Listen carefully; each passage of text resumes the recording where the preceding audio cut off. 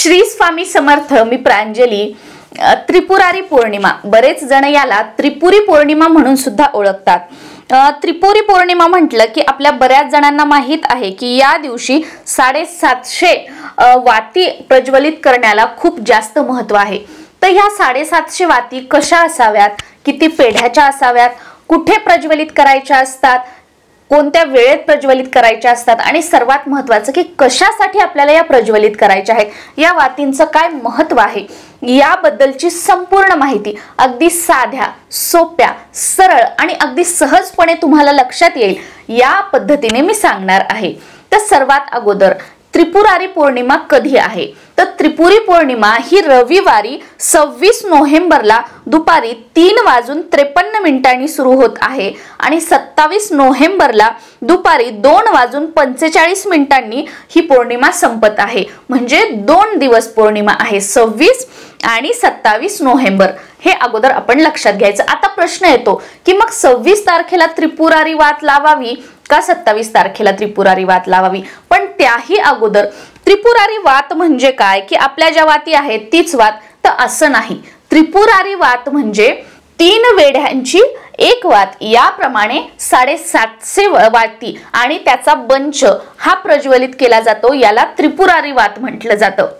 आता 3 पेढे का? त्रिपुरारी वात अंदाजे 3 पेढे घ्यायचे का? नाही. कापूस अगोदर निसायचा, त्याला पूर्ण असे वेडे वेडे वेडे घालायचे, त्याला गोल गोल गोल गोल सुतायचं आहे आणि त्यानंतर ही आपली 3 बोटं घ्यायची आणि या 3 बोटांना 3 वेडे घालून म्हणजे 3 पदरी वात आपल्याला तयार करायची आहे. 3 पदरीच का तयार करायची आहे?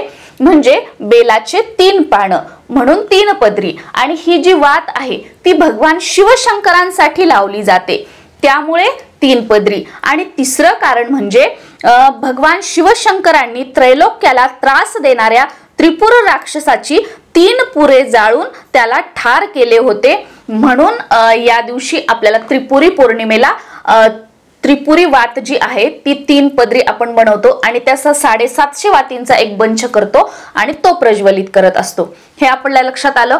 आता ही त्रिपुरारी वात आमच्याकडे पिढ्यानपिढ्या घरामध्ये बनवली जाते आणि आजही म्हणजे आताही त्रिपुरारी वात करणं माझ्या आजीचं चालू आहे किंवा माझ्या आईचं चालू आहे. प्रत्येक वर्षी प्रज्वलित केली जाते आणि मी तुम्हाला आता जसं सांगितलं त्याच पद्धतीने ही तयार केली जाते किंवा बनवली जाते.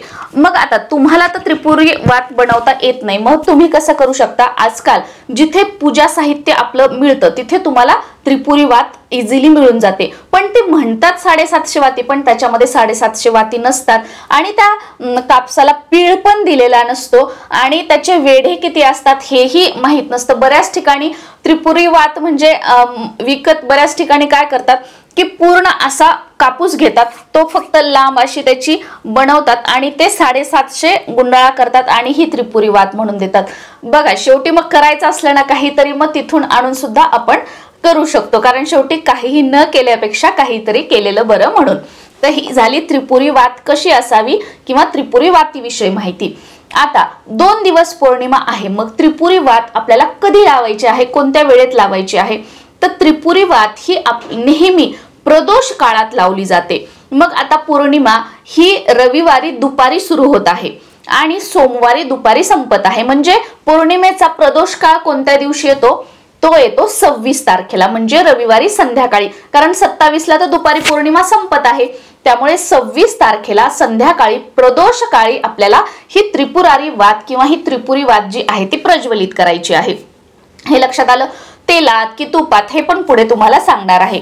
आता ही त्रिपुरारी वात आपण बनवली आहे.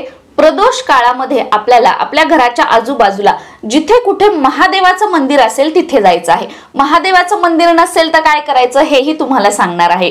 महादेवाच्या मंदिरात जायचं आहे. तिथे गेल्यानंतर शिवलिंगावर अगोदर 1 तांब्या आपल्याला पाणी अर्पण करायचं आहे. त्यानंतर बेलपत्र, पांढरे फुलं जे काही आहे तुम्ही ते अर्पण करू शकता. धूप दीप तिथे लावू शकता आणि त्यानंतर आपल्याला ही त्रिपुरी वात एक मोठी पणती घेऊ शकतो किंवा प्लेट घेऊ शकतो, काहीही तुम्ही घेऊ शकता.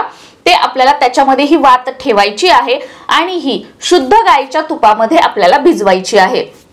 आता बऱ्याच जणांचा प्रश्न असा येतो की गाईचंच तूप का? गाईला आपण गोमाता मानलेलं आहे आणि प्रत्येक शुभ प्रसंगामध्ये आपण गाईचं तूप वापरतो, जसं की हवन असेल, तुपाचा दिवा लावणं असेल यासाठी, त्यामुळे गाईचं तूप. तुमच्याकडे गाईचं तूप नसेल तर तुम्ही म्हशीचं तूप घेऊ शकता, काही हरकत नाही. शक्यतो असेल तर गाईचं तूप घ्यायचं आहे. आणि आता तुम्हाला वात तर लावायची, पण ताई आम्ही तूप अफोर्ड करू शकत नाही किंवा अवेलेबल होऊ शकत नाही, मग तुम्ही वात नाही लावायची का? असं काहीही नाही. कोणतीही सेवा करताना आपला भाव महत्वाचा असतो, आपली श्रद्धा महत्वाची असते.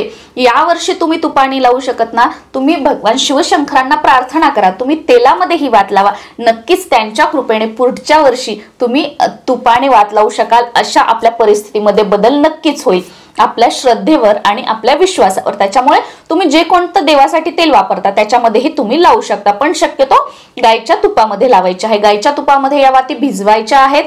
गाईचं तूप गॅसवर थोडंसं पातळ करून घ्यायचं, घट्ट गाईच्या तुपात हे करायचं नाही, कारण हा बंच असतो खूप सारा, मग ते प्रज्वलित व्यवस्थित होत नाही. त्यामुळे महादेवाच्या समोर ही जी त्रिपुरारी वात आहे ती आपल्याला प्रज्वलित करायची आहे. आणि ही सुरुवातीला त्या ताटामध्ये किंवा मोठ्या पंतीमध्ये, मोठी पंती जी आहे जिथे पूजा साहित्य मिळतं तिथे तुम्हाला मिळून जाते, त्याच्यामध्ये ठेवायचे आहे. त्या पंतीला किंवा त्या ताटाला हळदी कुंकू लावून घ्यायचं आहे, त्या वातीला आपल्याला हळदी कुंकू लावून घ्यायचं आहे. आणि त्यानंतर ती वात जी आहे ती आपल्याला प्रज्वलित करायची आहे. आणि ही वात प्रज्वलित करत असताना आपल्याला श्री शिवाय नमस्तुभ्यम या मंत्राचा जप करायचा आहे किंवा ओम नमः शिवाय या मंत्राचा जप आपल्याला करायचा आहे. तुम्हाला ज्याच्यात तुम्ही कम्फर्टेबल आहात ते करू शकता. आणि ती वात प्रज्वलित आहे तोपर्यंत आपल्याला तिथे बसून शिवलीलामृतामधील जो 11वा अध्याय आहे तो पठण करायचा आहे. शिव मंदिराच्या दारात आपल्याला त्यांच्या समोर, आपल्या वातीच्या समोर बसून हे करायचं आहे.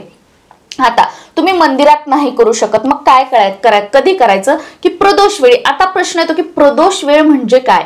प्रदोष वेळ म्हणजे काय? जेव्हा सूर्य मावळतो त्याच्या 45 मिनिटं नंतर आणि त्याच्या 45 मिनिटं अगोदर हा झाला प्रदोष काळ, किंवा सूर्य मावळल्यानंतर 1.5 तासापर्यंत नंतर आणि 1.5 तास अगोदर हा झाला प्रदोष काळ. आपल्या सोप्या भाषेत ज्याला आपण तिन्ही सांजेची वेळ म्हणतो किंवा दिवे लागण्याची वेळ म्हणतो, त्याच्या थोडंसं अगोदर या वेळेमध्ये आपल्याला ही त्रिपुरारी वात लावायची आहे, जसं की 5:30च्या नंतर आपण लावू शकतो. आता घरी लावायची असेल तर त्यावेळेला आपल्याला या तिन्ही सांजेच्या वेळेस देवाजवळ दिवा लावून घ्यायचा, तुळशीजवळ दिवा लावून घ्यायचा आणि त्यानंतर देवघरासमोर बसायचं.